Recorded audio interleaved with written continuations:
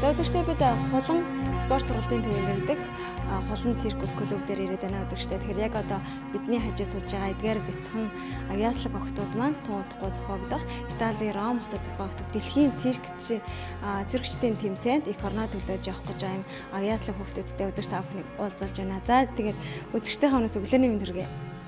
Өглөөний мэнд хүргэе. За тэгээд өөртөө эхлээд танилцуулахгүй нийт үзэгчтэй хэдэн настай вэ? Хэр зэрэг удаан энэ спортоор хичээлж байна?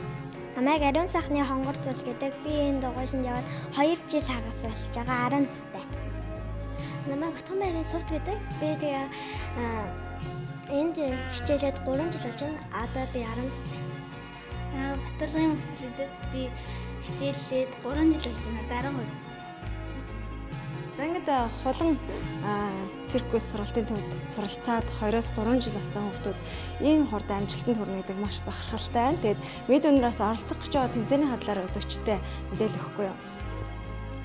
Бидний энэ оролцох гэж байгаа тэмцээн 12 сарын 23-наас 1 сарын 12-нд Италийн Ром хотод зохиогдох гэж байгаа. Тэгэхээр энэ тэмцээний хадлаар ер нь ямарваа нэгэн мэдээллийг багш нар нь ер нь зааж гинөө. Ямар тэмцээнд орохоор явж гин гэж өөртөө ойлгож байгаа вэ?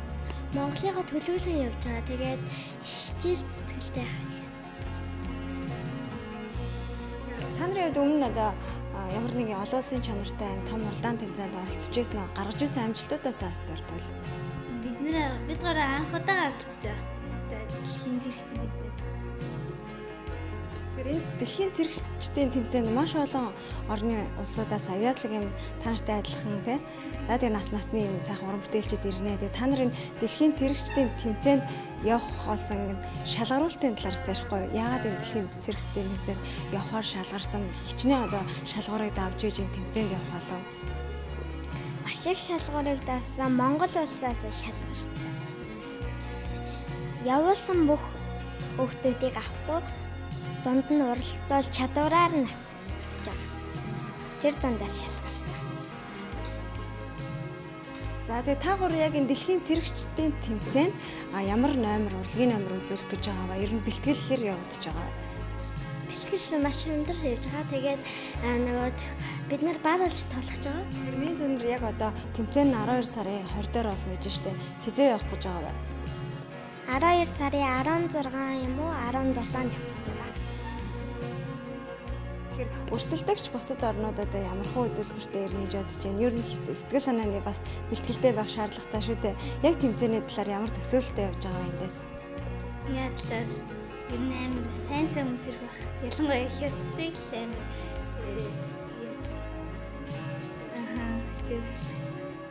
би ч гэсэн хятадыг л хамгийн өрсөлдөгч гэж бодож байгаа.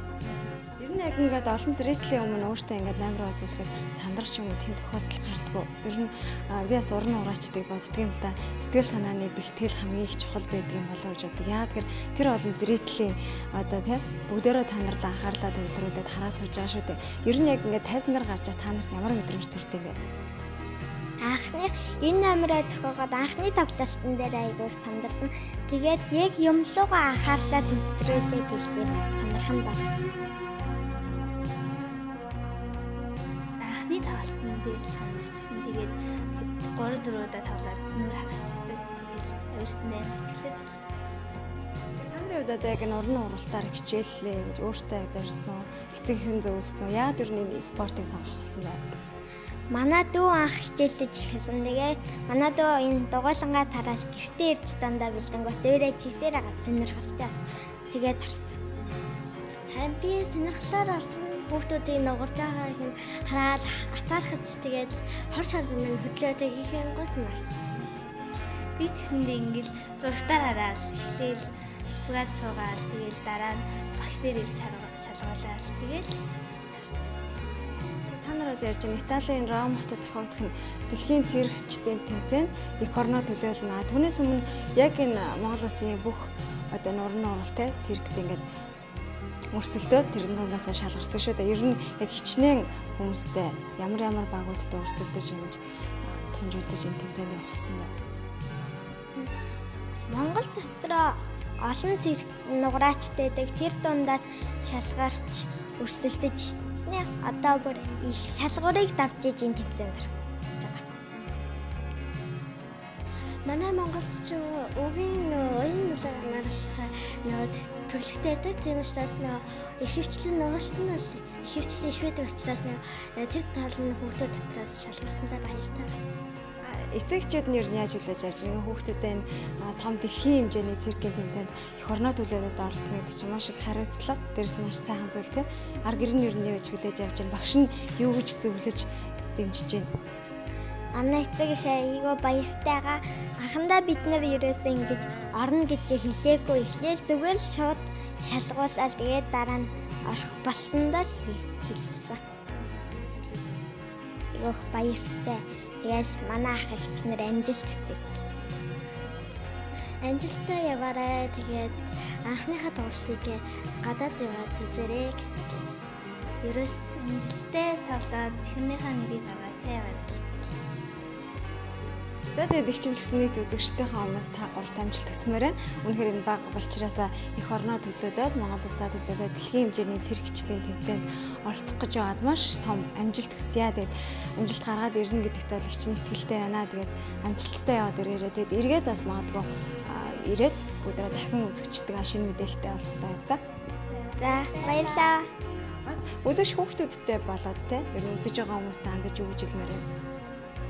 Би багштай нэг юм хэлчихв. Намайг ингэж сургаж мундаг олгож өгсөнд баярлалаа. Намайг ачтан болгож сургаж өгсөнд баярлалаа гэж хэлв. Багштай маш их баярлалаа.